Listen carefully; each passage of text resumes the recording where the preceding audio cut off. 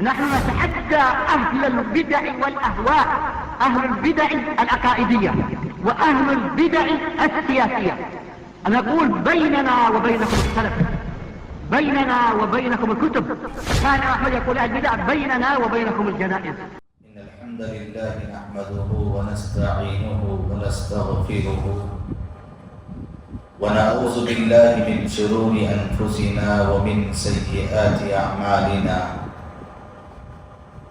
من يهده الله فلا مضل له ومن يضلل فلا هادي له. وأشهد أن لا إله إلا الله وحده لا شريك له، وأشهد أن محمدا عبده ورسوله. أما بعد، أرسله بالحق بشيرا ونذيرا وداعيا إلى الله بإذنه وسراجا منيرا. فإن خير الحديث كتاب الله، وخير الهدي هدي محمد صلى الله عليه وسلم، وشر الأمور محدثاتها، وكل محدثة بدعة، وكل بدعة ضلالة، وكل ضلالة في النار.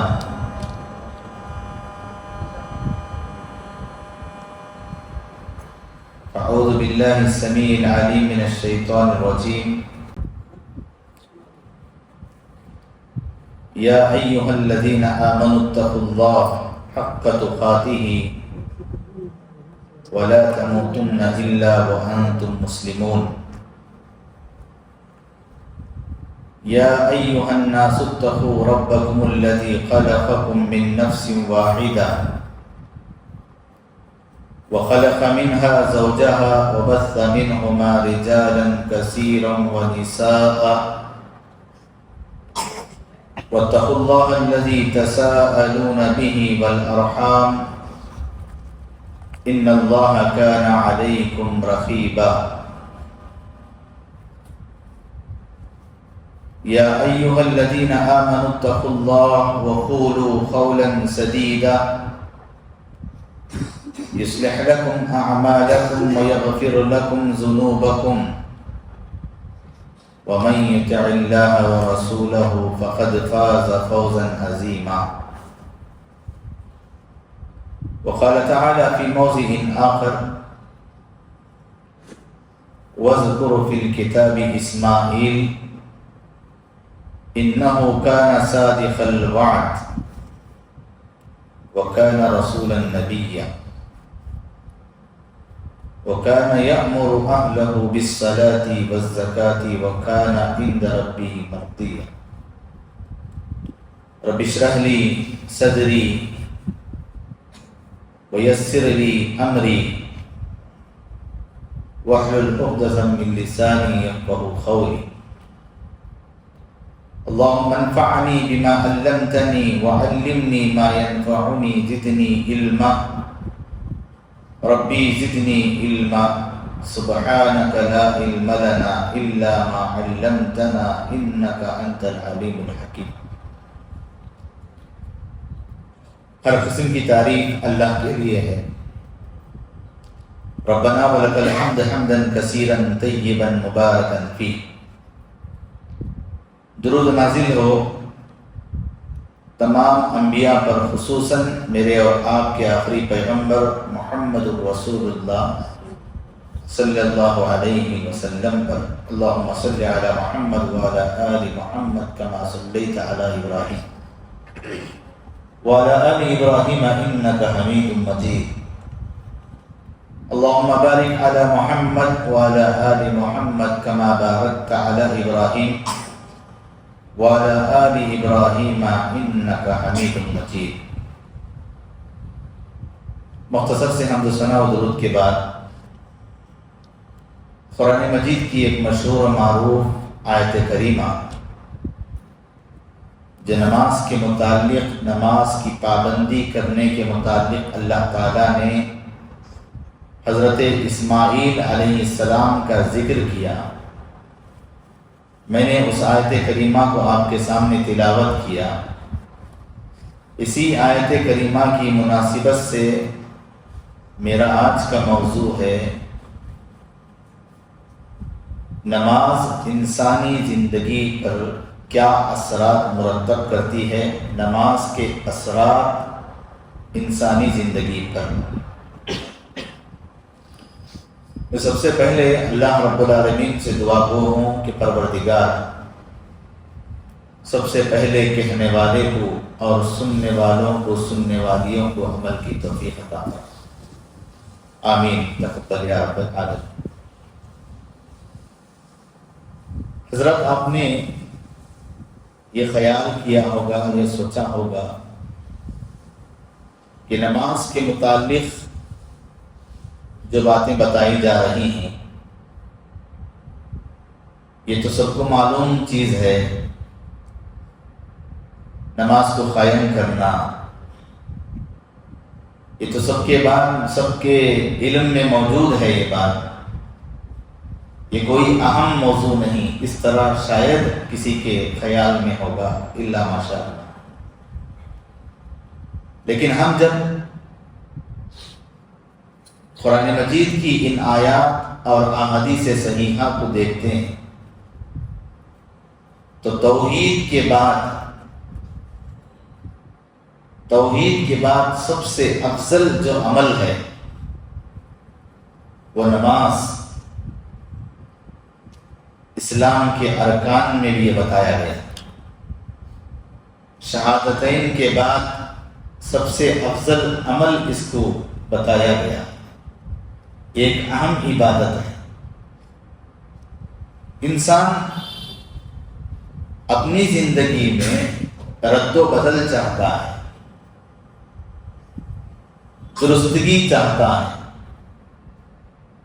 کامیابی چاہتا ہے، چینجز چاہتا ہے، ترقی چاہتا ہے، کامیابی کی دروازے دیکھنا چاہتا ہے، کامیابی کی راہیں دیکھنا چاہتا ہے، خود اپنی زندگی میں بھی اور اپنی اولاد کی زندگی میں بھی۔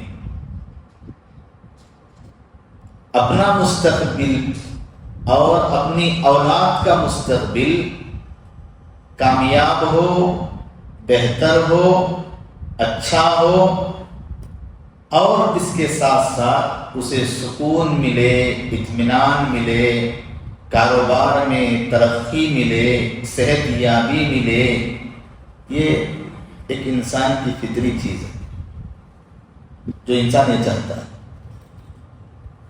ہمیں شریعت نے یہ بتایا ہے کہ اگر ان تمام چیزوں کے اندر درستگی چاہتے ہو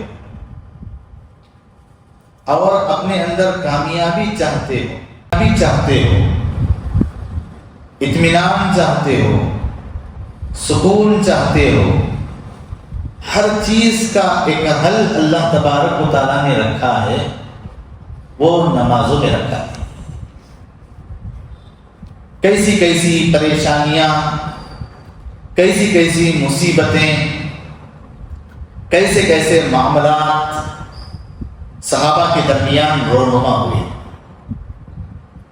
جنگ کے حالات آئے، خوف و ہراس کا ماحول پیدا ہوا، تو ان تمام چیزوں کو، ان تمام الجھنوں کو، ان تمام پریشانیوں کو ہمارے اسلاف نے، ہمارے صحابہ نے، ہمارے انبیاء نے نماز کے ذریعے سے اس کا حل تلاش کیا ہے۔ ہمیں یہی شریعت بتاتی ہے۔ تو اللہ تبارک و تعالیٰ نے سب سے پہلے انبیاء کو یہ حکم دیا کہ آپ نماز کے پابند ہو جاؤ۔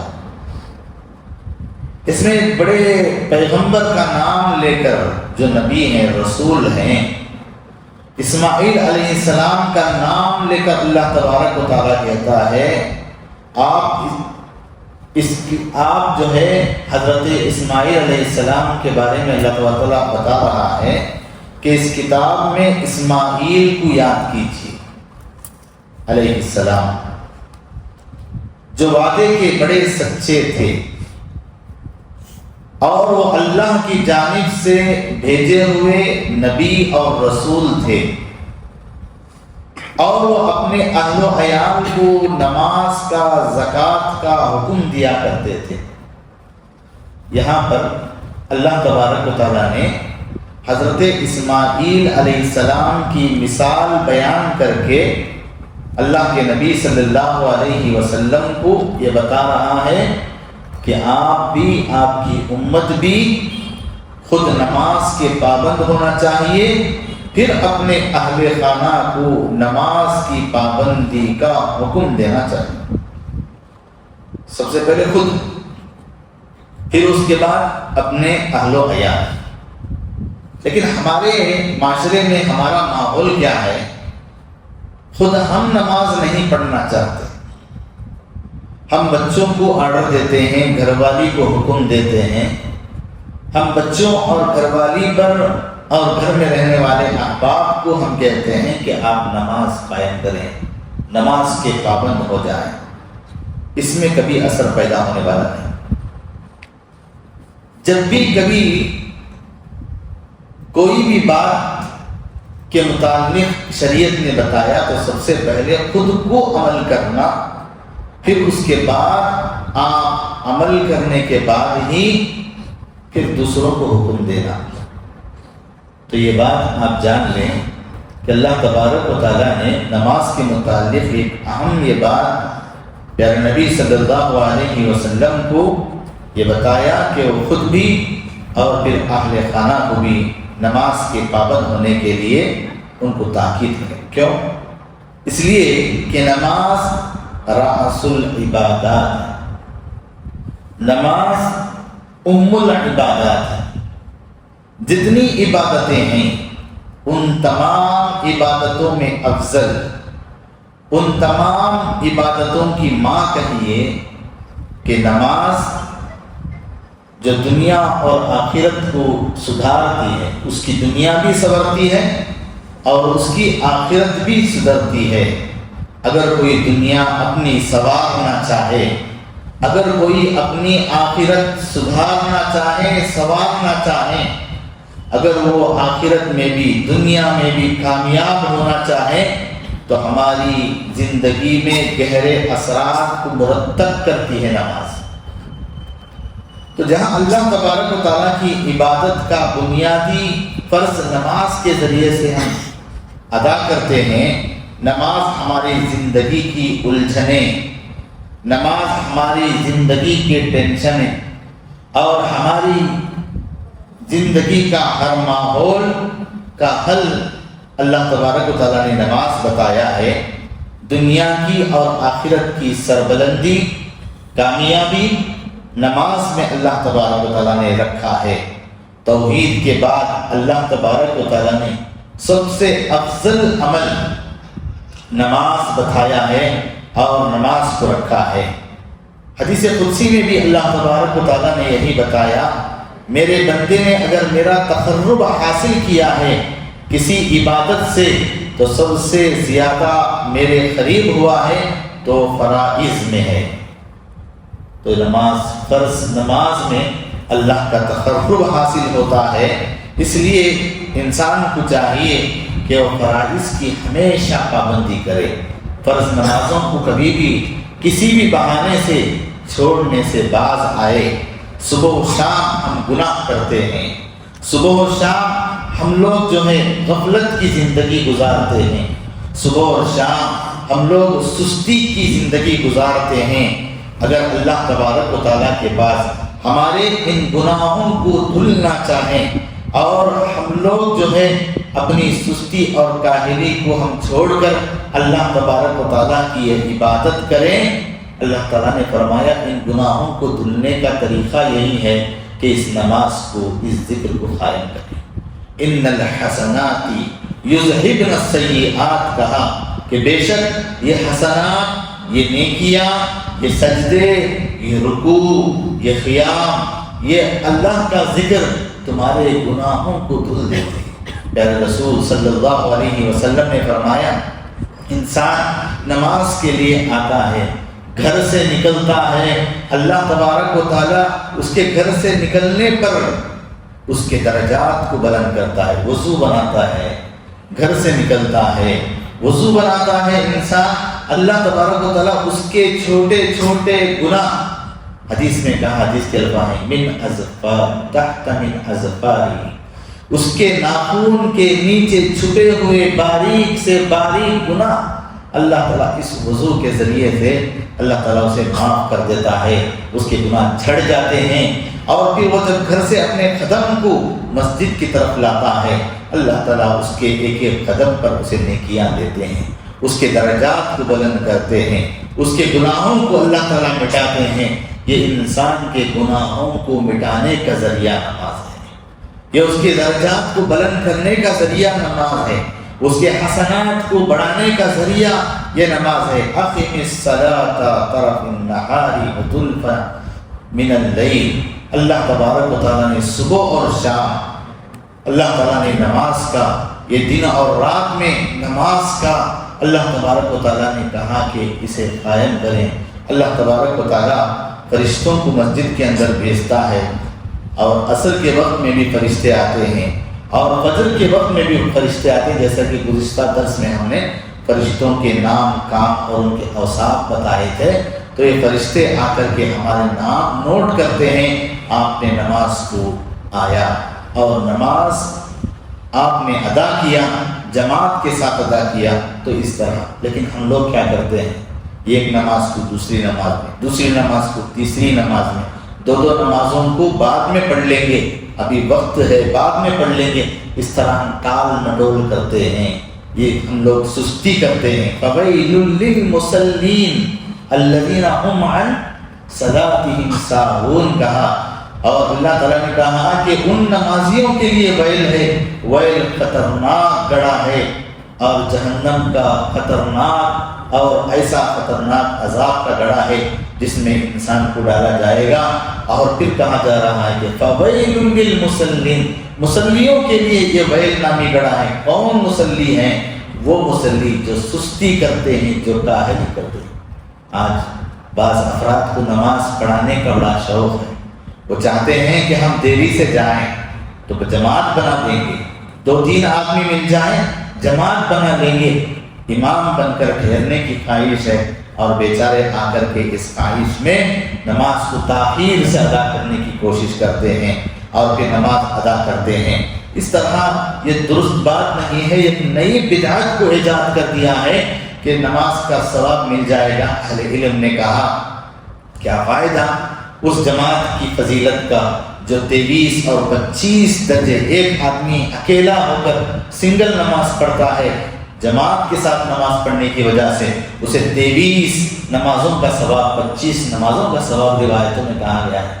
تو اسے یہ نماز چھوڑ کر کے اب جماعت بنا رہا ہے، اور پھر ہر دن اسی کا ماحول بنا لیا ہے.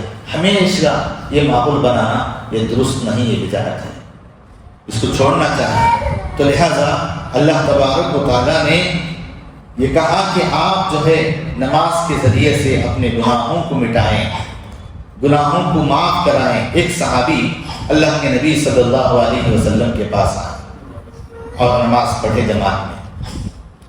صحابہ کا جمع غفیر ہے. آپ نے نہیں سوچا کہ میری یہاں پر تذلیل ہوگی، آپ نے نہیں سوچا کہ میری یہاں رسوائی ہوگی.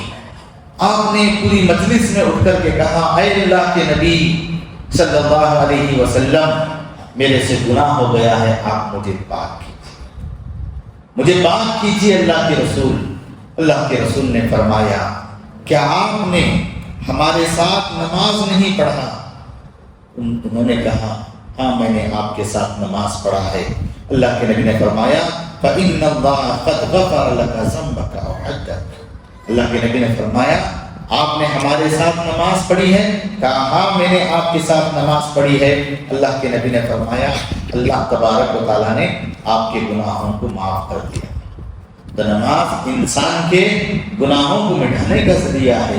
چھوٹے چھوٹے گناہ انسان کے اس نماز کے ذریعے سے معاف ہو جاتے ہیں. پیارے نبی صلی اللہ علیہ وسلم نے فرمایا الصلاۃ الخمس، الجمعہ الی الجمعہ، رمضان الی رمضان، یہ تمام چیزیں کیا ہیں؟ انسان کو وقتاً فوقتاً اسے گناہوں سے بچاتی ہیں، اس کے گناہ معاف کرتے ہیں، مٹاتے ہیں۔ اور اللہ کے نبی صلی اللہ علیہ وسلم نے کہا کہ نماز ہمارے درجات کو بلند کرتی ہے۔ ہم چاہتے ہیں کہ جنت میں جائیں، جنت کے 100 درجے بتائے گئے، جنت ایک کیٹیگری کی نہیں ہے، یہاں پر 100 درجے بتائے گئے، اس میں سب سے اعلیٰ سب سے اونچی جنت کون سی ہے؟ جنت الفردوس، بارک اللہ فیکم۔ اور اس میں اگر جانا چاہیں، صحابہ کی یہ خواہش تھی، یہ تمنا تھی، ربیعہ بن کعب اسلمی رضی اللہ عنہ اللہ کے نبی صلی اللہ علیہ وسلم کے لیے وضو کا پانی لا کر کے رکھتے تھے، نبی تہجد کے لیے اٹھتے، وضو کا پانی ان کے لیے رکھتے، نبی کی بڑی خدمت کرتے۔ اللہ کے نبی نے ان کی مسلسل خدمت کو دیکھ کر خوش ہو کر کیا پوچھا؟ سر مانگیے، آپ کیا مانگنا چاہتے ہیں، میں آپ کو کچھ عطا کروں۔ اب چاہتے تو کہتے اللہ کے نبی میری عمر 100-200 سال ہو، میں آخر میں مروں۔ اللہ کے نبی میرے پاس پیسے نہیں ہیں، مجھے مالدار، دنیا کا سب سے بڑا مالدار مجھے بنا دیجیے۔ اللہ کے نبی میرے پاس رہنے کے لیے گھر نہیں ہے، ایک اچھا بنگلہ بنا دیجیے۔ اللہ کے نبی یا تو مجھے کسی علاقے کا گورنر مجھے یہ MLA بنا دیجیے، مجھے بڑا آدمی، بڑے عہدے، بڑے منصب پر فائز کر دیجیے۔ پوچھنا چاہیں تو کیا نہیں پوچھ سکتے تھے۔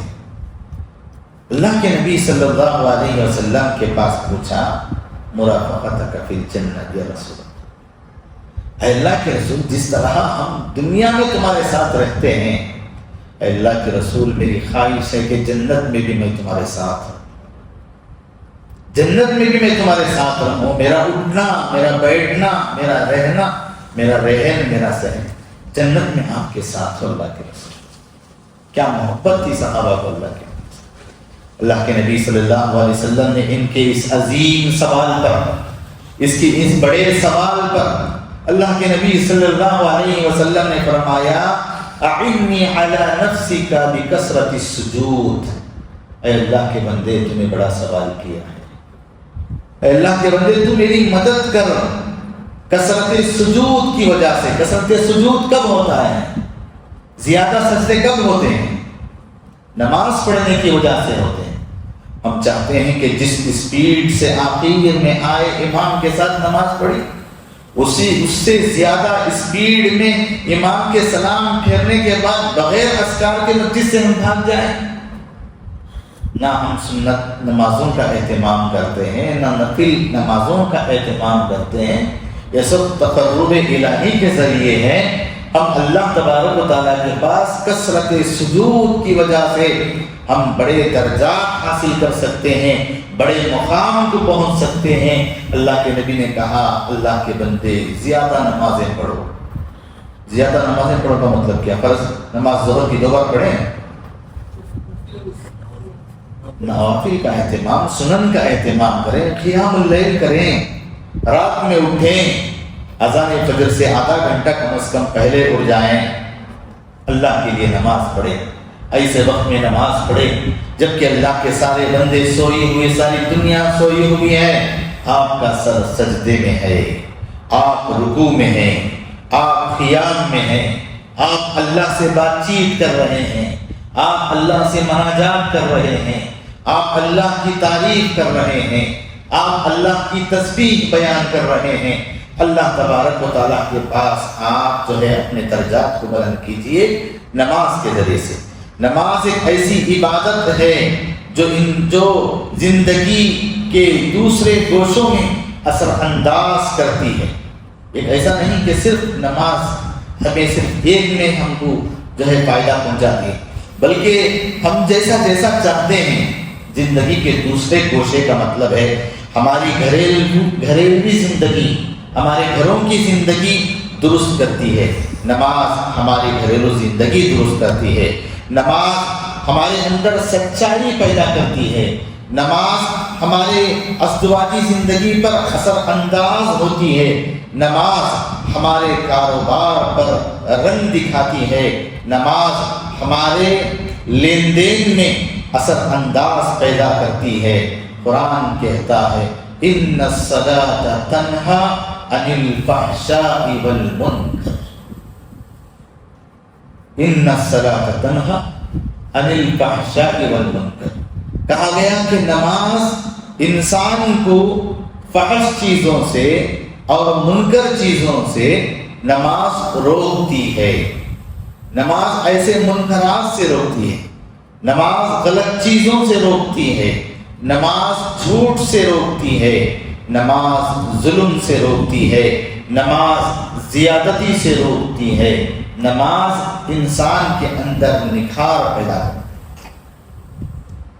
لیکن نماز پڑھ کر بھی انسان جھوٹا ہے، نماز پڑھ کر بھی انسان دھوکے باز ہے، نماز پڑھ کر بھی انسان ظلم کرتا ہے، نماز پڑھ کر بھی انسان زیادتی کرتا ہے، نماز پڑھ کر بھی انسان گھر کے اندر اچھا نہیں ہے۔ پہلے صف کا مصلی ہے، پہلے صف کا مصلی ہے، مسجد کا پہلا مصلی ہے، پہلے صف میں آتا ہے، گھر میں بیوی کے پاس اچھا نہیں، بچوں کے پاس اچھا نہیں، کاروبار میں اچھا نہیں، مارکیٹ میں اچھا نہیں، دکان میں اچھا نہیں، ماتحتوں کے ساتھ اچھا نہیں، آخر کار کیوں ایسا؟ قرآن تو یہ کہتا ہے عن الفحشاء والمنکر، فحش سے، منکر سے، ایسی چیزوں سے نماز روکتی ہے۔ حقیقت یہ ہے کہ انسان اپنی نماز کے ترازو، اپنے نماز کے پیمانے کو درست نہیں کیا ہے، اپنے نماز کے پیمانے میں اس کو درست نہیں کیا ہے۔ ہر چیز کا ایک پیمانہ ہوتا ہے۔ آپ دودھ لے کر کے ڈیری کو جائیں، ڈیری میں دودھ پیمانے سے چیک کرتا ہے، تھرمامیٹر سے چیک کرتا ہے۔ آپ نے گھر سے پانی ملا کر لایا ہے، پانی آپ کا پیمانہ ہوتا ہے۔ آپ کسی جگہ کچھ آپ بیچنے کے لیے جائیں، آپ کے بات پر بھروسہ نہیں، ترازو میں رکھ کر کے آپ کو تولا جاتا ہے۔ آپ سونا خریدتے ہیں، یہ KDM کا ہے، 916 کا ہے، کیا ہے، مارکیٹ میں لے جا کر 50 روپئے اگر ہو جائے اس کی سرٹیفکیٹ مانگتے ہیں، اسے ٹیسٹ کراتے ہیں۔ یہ تمام چیزیں ہر دنیا کے ہر راستے میں، ہر راہ میں یہ چیزیں پیمانے میں رکھ کر پہچانی جانے والی چیزیں ہیں۔ تو نماز کا بھی ایک پیمانہ ہے، اسے نماز کے پیمانے میں ڈھونڈو، ٹٹولو اور پھر اس میں جانچو اور دیکھو تمہاری نماز کیسی ہے، اور دیکھو تمہارا سجدہ کیسا ہے، دیکھو تمہارا رکوع کیسا ہے، دیکھو تمہارا قیام کیسا ہے، دیکھو تمہارے پیر کیسے ہیں، دیکھو تمہاری رکعت کیسی ہے، دیکھو تم نے ہاتھ کہاں تک اٹھایا ہے، اور دیکھو تمہاری نگاہیں کہاں کام کر رہی ہیں۔ آپ نماز یہاں پڑھ رہے ہیں، آپ کا دماغ مارکیٹ میں ہے، آپ نماز یہاں پڑھ رہے ہیں، آپ کا خیال گھر میں ہے، آپ نماز یہاں پڑھ رہے ہیں، آپ کا خیال کاروبار میں ہے، تجھے کیا ملے گا اس نماز میں؟ تیرا دل تو ہے صنم آشنا، تجھے کیا ملے گا تیری نماز میں کہ انسان اپنے خیالات کو کہیں اور رکھ کر کے، امام صاحب 4 رکعت پڑھا ہے تو 4 پڑھ رہا ہے، امام صاحب 5 پڑھا ہے تو یہ بھی اٹھ کر ٹھہر رہا ہے۔ جی اس طرح نماز میں ٹھہر کر کے ٹوپی کوئی درست کرتا ہے، کوئی اپنے ناک کی صفائی کر رہا ہے، کوئی اپنے کان کی صفائی کر رہا ہے، کوئی ڈکارے مار رہا ہے، کوئی اس طرح کھجا رہا ہے، کہیں بھی سر کھجاتا ہے، کبھی داڑھی درست کرتا ہے، کبھی اپنے کالر کو درست کرتا ہے، کوئی اپنے گنڈیاں لگا رہا ہے۔ اس طریقے سے اکثر لوگوں کو جب سے یہ 100 فون آیا تب سے دیکھا ہے کہ نماز میں ٹھہرے ہوئے ہیں تو نماز میں ہی اگر کسی کا کال آیا ہو، اگر ان کے نزدیک اہمیت کا حامل ہے تو وہ کیا کرتے ہیں، اسی میں میسج بھیج دیتے ہیں کہ میں بعد میں کال کروں گا، نماز میں میسج بھیج دیتے ہیں۔ تو اس طرح نماز میں رہ کر تکبیر تحریمہ کا مطلب کیا ہے؟ تکبیر تحریمہ کا ہمارے لیے تمام چیزیں حرام ہو جاتی ہیں، کسی سے بات کرنا، کسی کو اشارے کرنا، کھانا پینا، یہ تمام چیزوں کو درست کرنا، یہ اللہ سے بات چیت ہو رہی ہے۔ نبی صلی اللہ علیہ وسلم سے جبرائیل علیہ السلام نے سوال کیا کہ احسان کیا ہے، تو احسان یہی کہا، احسان کا معنی یہی بتایا نا کہ آپ عبادت اس طرح کریں کہ آپ اللہ کو دیکھ رہے ہیں، یا آپ اللہ کو دیکھ رہے ہیں یا اللہ آپ کو دیکھ رہا ہے، اس طرح عبادت کریں۔ ہماری نگاہیں کہاں ہیں؟ ایک آدمی تو ایسا ہوتا ہے کہ آپ غور کریں کبھی مسجد میں، وہ آدمی نماز میں رہ کر کے سارے لوگوں کو گھوم پھر کر کے دیکھتا ہے، اپنے آنکھوں سے دیکھتا ہے، اپنے آنکھوں کی دیدے پھرا کر کے دیکھتا ہے۔ اللہ کے نبی نے فرمایا آپ جب نماز میں ٹھہریں تو آپ کی نگاہیں کہاں ہونا چاہیے؟ سجدے میں ہونا چاہیے، چاہے آپ قیام میں ہوں، چاہے آپ رکوع میں ہوں، چاہے آپ سجدے میں ہو۔ آپ کے پیر کے انگوٹھوں کو نہیں دیکھنا چاہیے، آپ سجدے کی جگہ دیکھنا چاہیے۔ اب جب نماز میں آپ سجدے کی حالت، سجدے کی جگہ پر آپ دیکھتے رہیں گے، اس وقت تک اللہ آپ کو دیکھتا رہے گا، آپ پر رحم فرمائے گا۔ اگر آپ نے اپنے سجدے کی حالت سے اپنے نگاہوں کو ہٹا لیا، اللہ تبارک و تعالیٰ اپنی نگاہوں کو آپ سے ہٹا دیتا ہے، تو ایسی نماز سے فائدہ نہیں ہے۔ تو اس طرح نماز کا جو پیمانہ ہے اس میں نماز آپ کی درست ہونا چاہیے، آپ کا سجدہ، آپ کا رکوع، آپ کا قیام، آپ کا ٹھہرنا، آپ کے پیریں، بعض تو اپنے پیروں کو کھل پھیلا لیتے ہیں، اس طرح نہیں ہونا چاہیے۔ کبھی کبھار اپنی زندگی میں ایک بار اپنے مسجد کے امام سے، اہل علم سے جو نماز کا علم رکھتے ہیں، ایسے علماء سے جو صحیح علم رکھتے ہیں، صحیح قرآن و حدیث کا علم رکھتے ہیں، ایسے علماء سے جا کر کے آپ تنہائی میں صحیح جا کر کے کہیں کہ آپ میری نماز کو درست کیجیے، میرا سجدہ برابر ہے کیا، میری نماز برابر ہے کیا، میری رکعت برابر ہے کیا، میرے پیر برابر ہیں کیا، میرے سورے برابر ہیں کیا، میرے تسبیح اور میرے دعائیں برابر ہیں کیا۔ کبھی بات جا کر کے اپنی مسجد کے امام سے یا اہل علم سے درست کرائیے۔ ہم ٹو ویلر چلاتے ہیں، فور ویلر چلاتے ہیں، کوئی ہم کیا کرتے ہیں، کہیں سفر میں جانا ہو تو سب سے پہلے اس کی ہوا چیک کر لیتے ہیں، اس میں ڈیزل پیٹرول ہے یا نہیں دیکھ لیتے ہیں، ریڈیٹر میں پانی کم ہے یا زیادہ ہے دیکھ لیتے ہیں، چیک کر لیتے ہیں۔ اگر کچھ ڈاؤٹ مار رہا ہے تو جا کر میکینک کے پاس بتا لیتے ہیں کہ ہمارا ایک سفر ہے، ہم جا رہے ہیں، ہماری گاڑی کو چیک کر کے دیجیے۔ اگر آپ اپنی گاڑی پر خیال نہیں کرتے تو کیا ہوتا ہے، حادثات ہو جاتے ہیں۔ اگر آپ اپنی گاڑی ٹو ویلر ہو یا فور ویلر ہو، اگر آپ اس کا خیال نہیں کرتے تو ایک اور ذریعہ ہے، وہ کیا ہے جانتے ہیں؟ کیا ہے؟ نہیں، آج تو ایسی گاڑیاں چل رہے ہیں جو اسکراپ کے قابل بھی نہیں، ایسی بھی گاڑیاں چل رہی ہیں، کسی کا ہیڈ لائٹ بھی نہیں، کسی کا ہارن بھی نہیں، کسی کا ایک پہیا بھی نہیں، اس طریقے سے بھی گاڑیاں چلتی ہیں۔ آپ اپنی گاڑی کی درستگی کے لیے آپ کسی میکینک کے پاس جانا پڑے گا، اس کی درستگی کرانا پڑے گا، اگر نہیں کرائیں گے تو حادثات کا شکار ہو سکتے ہیں، کہیں آپ کو گاڑی ہاتھ بھی دے دے گی، بیچ راستے میں ٹھہر جائیں گے۔ آپ اس کے اوپر خیال نہیں کرتے تو ایک اور ذریعہ ہے، ایفسی کراتے ہیں۔ یہ کس کی جانب سے ہے؟ RTO حکومت کی جانب سے، RTO کی جانب سے کرایا جاتا ہے۔ کیوں کرایا جاتا ہے؟ ہم تو سوچتے ہیں کہ 15,000 20,000 2,000 5,000 اس کے لیے رکھنا پڑے گا، ایفسی آ گئی ہے 5 سال میں ایک بار کیوں آتا ہے، ہم تو یہ سوچتے ہیں یہ گورنمنٹ کو پیسوں کی ضرورت ہے، حکومت کو پیسوں کی ضرورت ہے، اس لیے کراتے ہیں، ہم یہ سوچتے ہیں۔ حکومت نے ہمارا خیال کرتے ہوئے ایک آفیسر کو رکھا ہے کہ اگر یہ اس کی گاڑی کا خیال نہیں کرتا ہے تو کہیں حادثات کا شکار ہو جائے گا، اس لیے اس کو ایک بڑی تنخواہ دے کر کے اسے رکھے ہیں کہ 5 سال میں ایک مرتبہ اس گاڑی کو یہ تمہارے پاس لائے گا، اسے چیک کرو، اس کے پہیے کیسے ہیں، اس کے ٹائر کیسے ہیں، اس کی انجن کیسی ہے، اس میں کتنا دھواں آ رہا ہے، تو یہ تمام چیزیں، اس کی باڈی کیسی ہے، کہیں زنگ تو نہیں کھا گئی ہے، آدمی چلاتے چلاتے کبھی اندر نہ چلے جائے، تو وہ پورے چیک کرتا ہے۔ تو اس طرح ایک بے جان چیز کو ہم لوگ اتنی اہمیت دیکھ کر کے یہ تمام چیزیں کرتے ہیں۔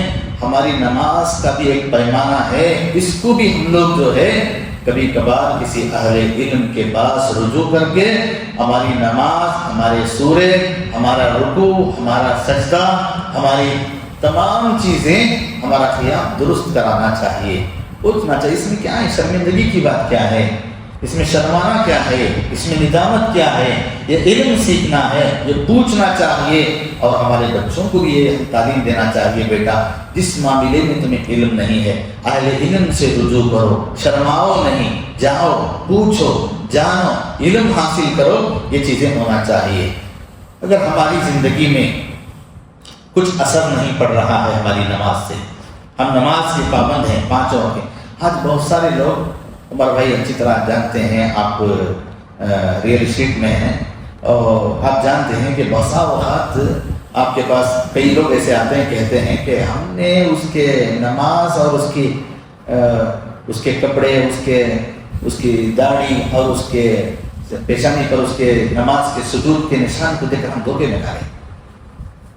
ہمیں معلوم نہیں تھا کہ وہ ایسا کرے گا. کئی ایسے معاملات آتے ہیں نا، ایسا آتے ہیں، ارے میں صرف اس لیے اس سے نکاح اور اس کا رشتہ ہمارے خاندان میں ہم نے طے کر لیا کہ یہ نمازی تھا. مسجد کے امام صاحب سے پوچھا، مسجد کے امام صاحب نے کہا کہ 5 وقت کا نمازی ہے، صف اول کا نمازی ہے. ارے جو اچھا لڑکا ہے. کبھی بھی یہ غلطی مت کیجیے کہ امام صاحب سے پوچھ کر اپنی بچے کا رشتہ کر لیں. آپ بازار میں پوچھیں، آپ اس کے دکانوں کے پاس پوچھیں، آپ کے ساتھ کاروبار جو کرتے ہیں ان سے پوچھیں. امام صاحب تو کیا جانتے ہیں بھائی، وہ آتا ہے مسجد میں وضو بنا کر، ہر کوئی خاموش رہتا ہے، یہاں کوئی بات نہیں کرتا ہے، ہر کوئی آتا ہے نماز پڑھتا ہے، لیکن اس کے عادات، اس کے اخلاق، اس کے کردار، وہ کاروبار میں کہاں تک اچھا ہے، وہ لین دین میں کہاں تک اچھا ہے، وہ زبان میں کس طریقے کا اچھا ہے، یہ کون جانتے ہیں؟ معاشرے کے اس کے اٹھنے بیٹھنے والے، اس کے ساتھ چلنے پھرنے والے یہ جانتے ہیں. تو اگر کسی کو آپ نمازی دیکھے ہیں لیکن اس کے اندر کوئی اثر نہیں ہے تو اس کی نماز درست نہیں ہے، اس کا عقیدہ درست نہیں ہے، عقیدے کے مطابق اس کی زندگی نہیں ہے، اور اس نے عقیدے میں درستگی اختیار نہیں کیا ہے. اس نے نماز کے تعلق سے، کیونکہ نماز پورا عقیدہ ہے، تشہد عقیدہ ہے، یہ تشہد عقیدہ ہے، نماز عقیدہ ہے. اگر کسی نے اپنی نماز کو درست کر لیا، اس کا عقیدہ درست ہو گیا اور نماز کو درست کر لیا، تو اس کی زندگی میں یہ تمام چیزیں وہ آ جاتی ہیں، اور پھر وہ اپنی نماز کی وجہ سے اس کے اندر بہت سارے اثرات کو اور دیکھتا ہے اور سکون کو وہ پاتا ہے. اس کی زندگی سکون کی ہو تو اس کی نماز درست ہونا چاہیے. اگر اس کی زندگی میں مزہ چاہتا ہو تو وہ اپنی نماز کو درست کرنا چاہیے. تو اسی لیے اللہ تبارک و تعالیٰ نے قرآن مجید میں کہا، الا بذکر اللہ تطمئن القلوب. آپ سکون چاہتے ہیں، اطمینان چاہتے ہیں، راحت چاہتے ہیں، تو آپ کو راحت کہاں ملے گی، آپ کو سکون کہاں ملے گی؟ لیکن لوگ جو ہے سکون تلاش کرتے ہیں گانے میں، لوگ سکون تلاش کرتے ہیں میوزک میں، لوگ سکون تلاش کرتے ہیں سیر و تفریح میں، لوگ سکون تلاش کرتے ہیں دولت میں، لوگ سکون تلاش کرتے ہیں بیوی بچوں میں، لوگ سکون تلاش کرتے ہیں اپنے گھروں میں، بنگلوں میں. لیکن اللہ کا کلام یہ کہتا ہے، الا بذکر اللہ تطمئن القلوب. میرے ذکر میں، یعنی ذکر نماز ہے، اور نماز کے ذریعے سے آپ جو ہے سکون اٹھائیں. قرآن پکار کر یہی کہتا ہے، اے سکون کے متلاشیوں، اگر آپ کو راحت چاہیے، آپ کو سکون چاہیے، تو آپ نماز پڑھیے. آپ کے بنگلوں میں، آپ کے سیر و تفریح میں، آپ کے کاروبار میں، آپ کے لین دین میں یہ سکون نہیں ہے. اسی لیے پیارے رسول صلی اللہ علیہ وسلم نے حضرت بلال رضی اللہ عنہ سے کہا تھا، ارحنا بالصلاۃ یا بلال. اے بلال، ہمیں نماز کے ذریعے سے سکون پہنچاؤ، راحت پہنچاؤ. مطلب یہ ہے کہ دیکھو اذان کا وقت ہو چکا ہے، تو اے بلال اذان پڑھو، جس کی وجہ سے ہم نماز پڑھیں اور نماز پڑھنے سے ہمیں سکون ملے، اطمینان ملے. نبی علیہ السلام نے فرمایا، وجعلت قرۃ عینی فی الصلاۃ، اور میری آنکھوں کی ٹھنڈک میری نماز میں ہے. نماز پڑھتا ہے، اللہ تبارک و تعالیٰ اس کا غم دور کرتا ہے.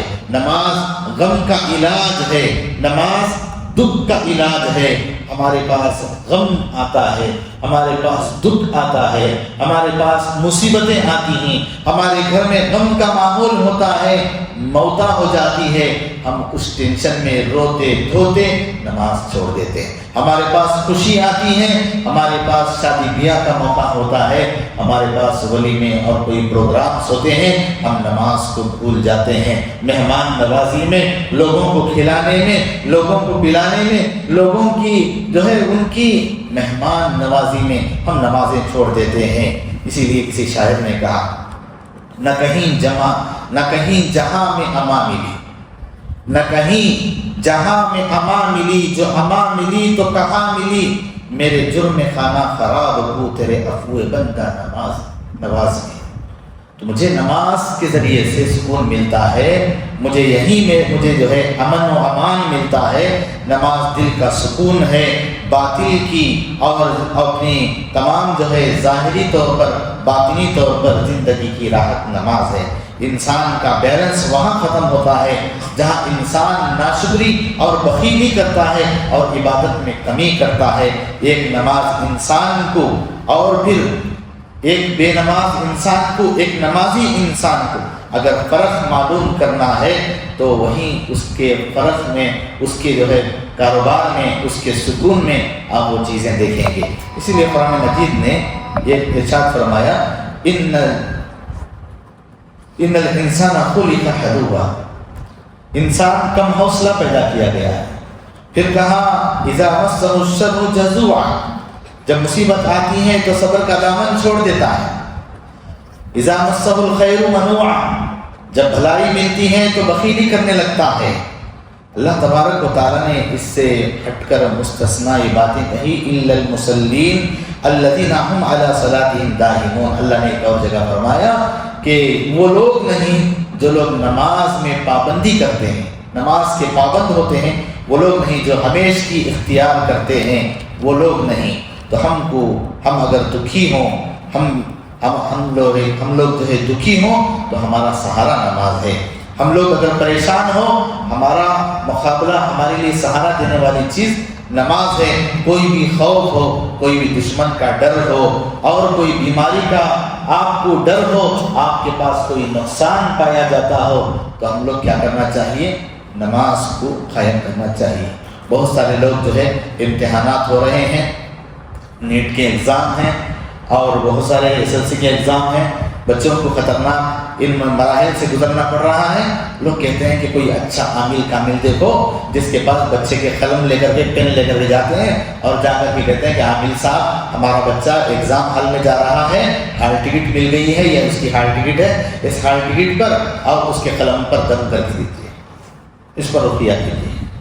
اور وہ عامل کامل پیسے کی لالچ میں آ کر کے ان کی کاموں کو کر کے دیتا ہے۔ آپ بچے سے کہیں نماز کے ذریعے سے مدد حاصل کرو، نماز کے ذریعے سے اللہ سے مدد پوچھو، آپ 2 رکعت نفل نماز پڑھو، اللہ تعالیٰ آپ کے ان مراحل کو آسان کر دے گا۔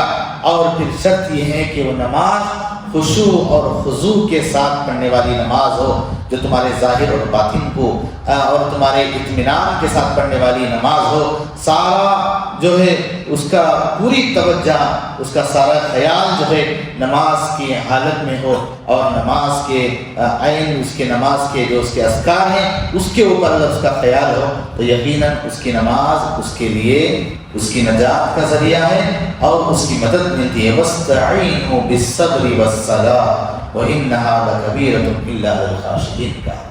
اللہ تعالیٰ نے کہا کہ اس نماز کے ذریعے سے اور صبر کے ذریعے سے اللہ سے مدد مانگو۔ ہمارے اسلاف ان کے پاس کوئی بھی اگر مصیبت کی خبر آتی، کوئی بھی خوشی کی خبر آتی، ان کے پاس کوئی وفات کی خبر آتی تو وہ سب سے پہلے کیا کرتے تھے؟ اللہ کی طرف رجوع کرتے تھے۔ حضرت عبداللہ بن عباس رضی اللہ تعالیٰ عنہ کے پاس جب یہ کہا گیا، یہ خبر لائی گئی آپ کے بھائی کا انتقال ہو گیا ہے، آپ نے اللہ کی طرف اس کا حل مانگا اور اللہ کی طرف آپ نے رجوع کیا۔ اور پھر اسی طرح آپ کئی چیزیں آپ دیکھتے ہیں کہ جریج کا واقعہ جو ہم نے کئی مرتبہ آپ کے سامنے پیش کیا ہے، آپ نے علماء سے سنا ہے، جریج جس کے اوپر الزام لگ گیا اور وہ پریشان ہو کر کے اس الزام کی وجہ سے فوراً انہوں نے کیا کیا؟ لوگوں کو نہیں بلایا سپورٹ کے لیے، اور یہ نہیں کہا کہ میں کیا کرنا چاہیے، میں سچا ہوں، آپ کی کوئی آپ نے جو ہے پاکی اور صفائی بیان نہیں کی۔ یہ ماں کی بد دعا تھی۔ جریج نے کیا کیا؟ فوراً اللہ کی طرف رجوع کیا، نماز کو قائم کیا، 2 رکعت نماز پڑھی، نماز کے ذریعے سے مدد مانگا، اللہ نے نماز کے ذریعے سے مدد دی، اور اس نے اور جو اللہ تبارک و تعالیٰ نے ان کو نماز کے ذریعے سے جو مدد دی۔ جریج نے بچے سے مخاطب ہو کر کے پوچھا، بتا بچے، بتا بیٹا، بتا بچے، تیرا باپ کون ہے؟ اس بچے نے زبان کھولی کہ وہ چرواہا ہے میرا باپ۔ تو اس طریقے سے اللہ تبارک و تعالیٰ اس نماز کے ذریعے سے بڑی مدد حاصل ہوتی ہے، انسان کو مدد دیتے ہیں۔ حضرت ابراہیم علیہ السلام اور سارہ علیہ السلام جب سفر کر رہے تھے، اور وہ درمیان میں وہ راستے میں جو بادشاہ کا گاؤں ملا، اور پھر انہوں نے وہاں کے اس ظالم بادشاہ نے کسی بھی ایک عورت کو دیکھتا جو اجنبی ہے، اپنی خواہش پوری کرنے کے لیے اس کو اپنی طرف کھینچ لیتا، اور پھر حضرت ابراہیم علیہ السلام نے وہاں پر بھی اسی نماز کے ذریعے سے اللہ سے مدد مانگی۔ اللہ تبارک و تعالیٰ نے حضرت ابراہیم علیہ السلام کی مدد فرمائی۔ تو ہمارے تمام مسائل کا حل، ہمارے رزق کا حل بھی نماز ہے۔ ہمارے لیے برکت نہیں ہمارے گھروں میں، اس کا حل بھی نماز ہے۔ ہماری آمدنی کم ہے، اس کا حل بھی نماز ہے۔ اپنی پلاننگ، اپنے اسباب ایک طرف ہیں، اور نماز ادا کریں، اس کے ذریعے سے اللہ تعالیٰ رزق دیتا ہے۔ اللہ تعالیٰ نے فرمایا قرآن مجید سورہ طٰہٰ آیت نمبر 132 میں، وَأْمُرْ أَهْلَكَ بِالصَّلَاةِ وَاصْطَبِرْ عَلَيْهَا لَا نَسْأَلُكَ رِزْقًا نَحْنُ نَرْزُقُكَ وَالْعَاقِبَةُ لِلتَّقْوَىٰ۔ اللہ تبارک و تعالیٰ نے کہا کہ آپ حکم دیجئے نماز کا اپنے گھر والوں کو، اپنے اہل خانہ کو، ہم آپ سے لا نسألک رزقا، ہم آپ سے رزق نہیں پوچھتے، نحن نرزقک، ہم آپ کو رزق دیتے ہیں۔ رزق کی ذمہ داری اللہ کی ہے، آپ کو رزق دینے والا اللہ ہے، اور رزق کی تلاش میں جا کر کے آپ نمازیں چھوڑ دیں، نماز پڑھنا چھوڑ دیں، یہ ہرگز نہیں ہو سکتا۔ کئی اہل علم سے یہ سوال کیا گیا کہ ہم اپنی کمپنی میں، ہم اپنے کام پر مامور ہیں، ہماری کمپنی کا مالک جو ہے وہ ہمیں نماز کو ادا کرنے کے لیے نہیں دیتا، وہ غیر مسلم ہے۔ اہل علم نے صاف طریقے سے یہی فتویٰ دیا، ایسا کام کیوں کرتے ہو جو اللہ تبارک و تعالیٰ کی عبادت سے تم کو روکے، ایسا کام مت کرو جو اللہ کی نماز میں رکاوٹ بن سکے۔ تو اس لیے چاہیے کہ ہم رزق کی تلاش میں ہم لوگ آئیں۔ وَمَا خَلَقْتُ الْجِنَّ وَالْإِنسَ إِلَّا لِيَعْبُدُونَ۔